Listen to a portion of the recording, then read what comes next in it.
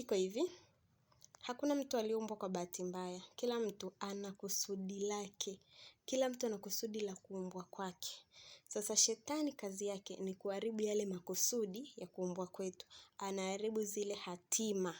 Sasa unakuta mtu leo anahangaika kuuza mboga, hapati faida. Kesho anaenda kuuza samaki, hapati faida, anaacha. Kesho kutwa anatoka, anaenda kufanya biashara nyingine. Yaani mtu ambaye tayari shetani ameshaharibu hatima yake, anahangaika, haelewi afanye nini, kila anachoshika kinakuwa hasara.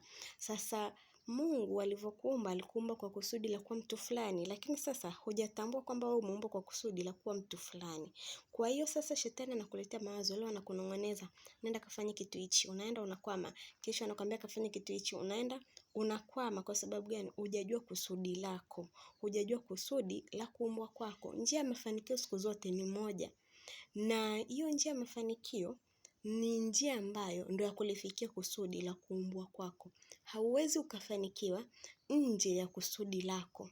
Huwezi ukafanikiwa kwenye kusudi la mtu mwingine. Yaani ili ufanikiwe ni lazima utembee kwenye kanuni ya kusudi la kuumbwa kwako. Mithali 21 mstari wa 2 unasema, njia za mtu ni sawa machoni pake mwenyewe. Yaani vile unavyoenda kwenye ile biashara, wewe unaona ni sawa, lakini Bwana anavyotazama anaona hapana. Huyu nilimuumba kwa ajili ya kuwa mtu fulani, leo yuko kwenye biashara. Ina maana zile baraka za Mungu haziwezi kukufikia ukiwa kwenye biashara. Baraka za Mungu zilidirectiwa kukufikia ukiwa eneo fulani. Sasa wewe haupo kwenye lile eneo. Mungu anasubiri mpaka utakapotoka kwenye hiyo biashara au kwenye hiyo kazi ulionao sasa hivi, ili uende kwenye ile njia ya kusudi, ili zile baraka zikufikie. Sasa shetani anajaribu kuweka ugumu. Unaweza ukawa na mawazo kwamba natamani nifanye kitu fulani. Una dream kweli kwamba ngoja nijipange nitafanya kitu fulani. Shetani kazi yake ni kublock. Anablock vile vyanzo ambavyo anajua ukiwasiliana na vile vyanzo utafikia kusudi lako. Kwa anablock na kukuwekea ugumu, unashindwa kufikia pale.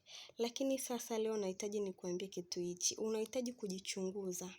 Chunguza ujue kusudi lako ni nini. Muulize Mungu kwamba mimi kusudi langu ni nini, na uweke mikakati ya kulifikia hilo kusudi. Haitakuwa rahisi, itakuwa ni ngumu, lakini usikate tamaa. Weka mikakati, jitambue kwamba mimi ni fulani, nahitaji kufanya kitu fulani. Naweka mikakati 1, 2, 3 na hakikisha unaifanyia kazi hiyo mikakati, utafikia kusudi lako.